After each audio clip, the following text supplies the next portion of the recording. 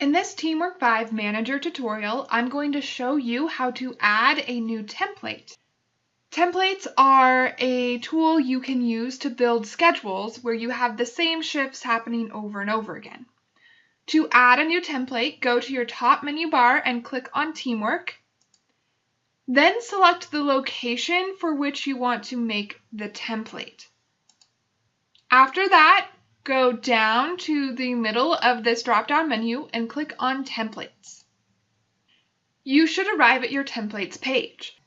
If you have templates already made, you will see a list of them here in this chart. If you don't have any templates, you won't see anything here. In the chart, you will see the name of your template, the number of shifts in that template, the number of hours total, and the group that template is assigned to, if it was assigned to a group. To add a new template, go to the top right corner and click on Add. Now you should be able to create a new template.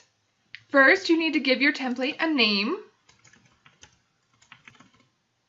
Then you can assign your template to a group if you would like.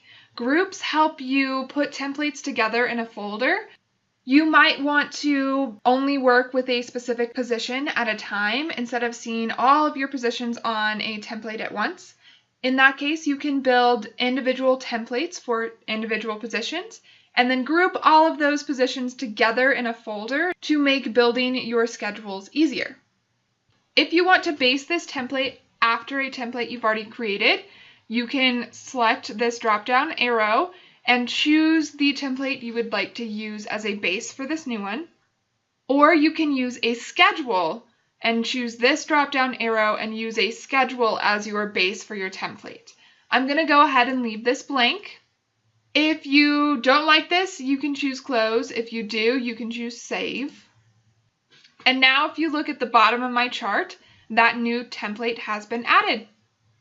To learn how to add shifts to your template, check out the next video.